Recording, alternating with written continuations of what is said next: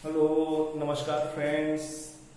तो हम देख रहे थे निबंध में हम देख रहे थे कि कैसे लिखा जाए अच्छे निबंध, और निबंध में कैसे अच्छे मार्क्स पाए जाए। अच्छे मार्क्स के लिए उसे हमें निबंध की विषय वस्तु को समझना आवश्यक है।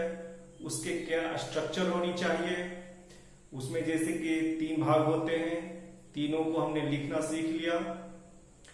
तो उसमें जो मौलिक पार्ट है वो प्रस्तावना और निष्कर्ष दोनों मौलिक होनी चाहिए, और आपका मिडिल पार्ट्स जो सबसे ज्यादा शब्द लिखे जाने होते हैं वो मुख्य विचार बिंदु। तो मुख्य विचार बिंदु को हम पहले निबंध को देखते हैं, उसके बाद उस पर एक विचार बना लेते हैं, एक रूपरेखा बना लेते हैं। उस रूपरेखा को बिंदुवार पहले लिख लेते हैं और उसका विश्लेषण करते हैं। लेकिन हमें निबंध लिखने नहीं रहने से, अभ्यास नहीं करने से हमें एग्जाम हॉल में अच्छा निबंध नहीं लिखा पाता है।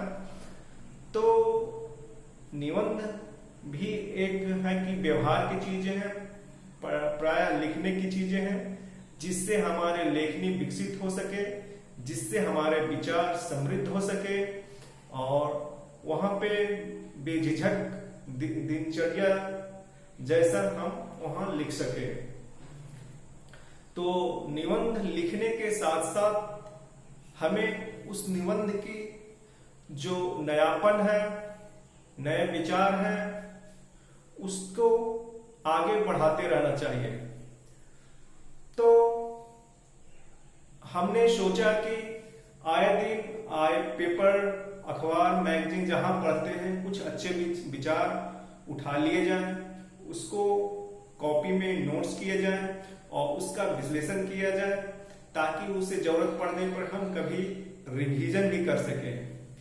तो हमने सोचा कि भावार्थ लिखने के लिए भाव पल्लवन, जिसको कहते हैं, भाव पल्लवन को लघु निबंध भी कहते हैं।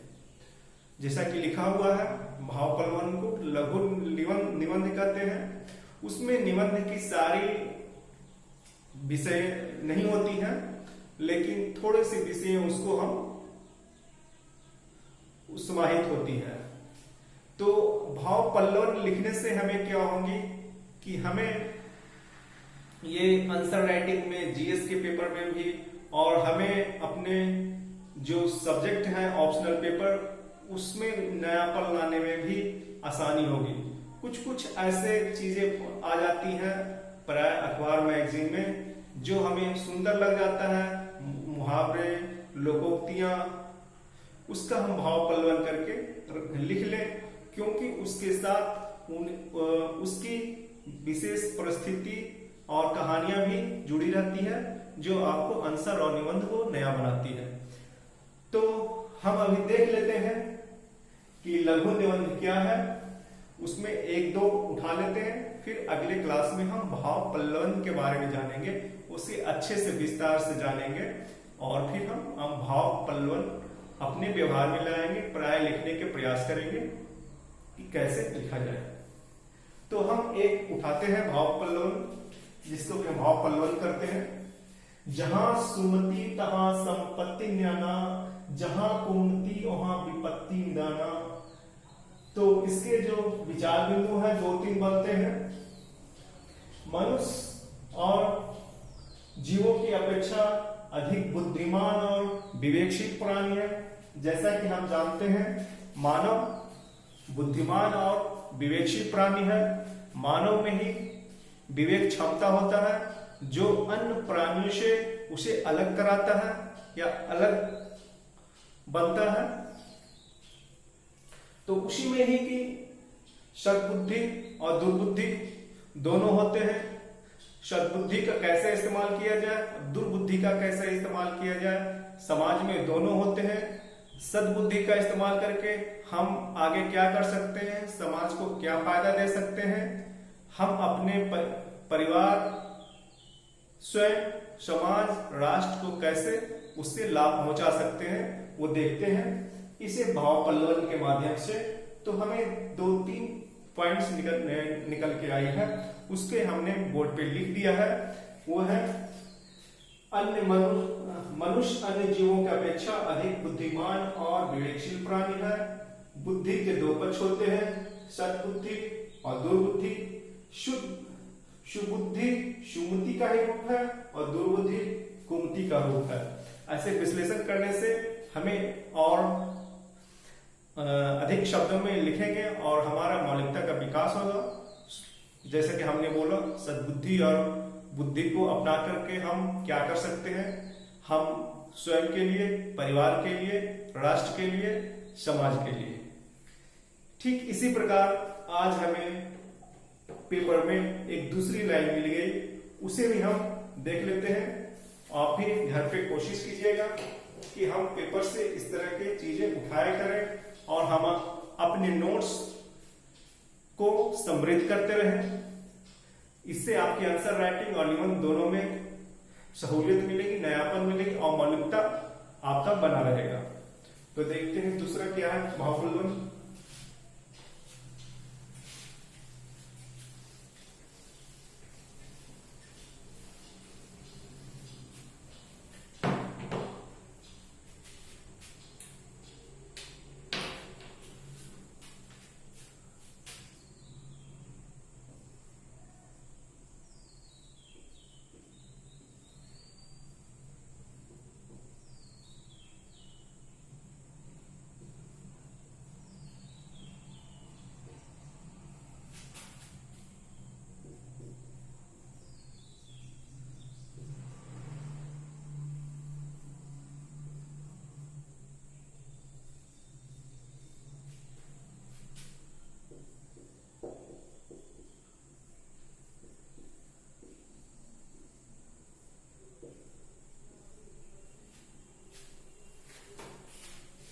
जैसी कि ये लाइन है, आज के पेपर से हमने उठाया है, परंपरा को भुनाने सियासत आई गंगा नहाने।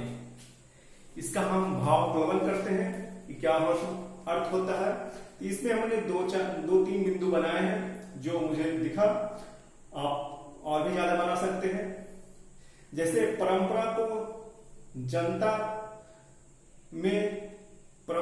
जनता में निहित होती है, सियासत शासक का काम है, शासक जनता के पास आने का प्रयोजन क्या है, क्या शासक को जनता से भय उत्पन्न हो गया है, क्या शासक जनता का दुख दर्द समझने जनता के पास आई है, या इसी तरह से हम इसके बिंदु बना करके उसके अलग अलग पॉइंट को हम विश्लेषण कर सकते हैं, जो कि हम अपने आंसर राइटिंग और निबंध को नयापन ला सकते हैं और मौलिकता ला सकते हैं। तो इसके जो मेन भाव है वो इस प्रकार है, सियासत का ध्येय सेवा करना हो तो राजधर्म। सियासत का प्रमुख कार्य है सेवा करना, यही राजधर्म है। राजधर्म सेवा धर्म है, जो कि अटल बिहारी वाजपेयी ने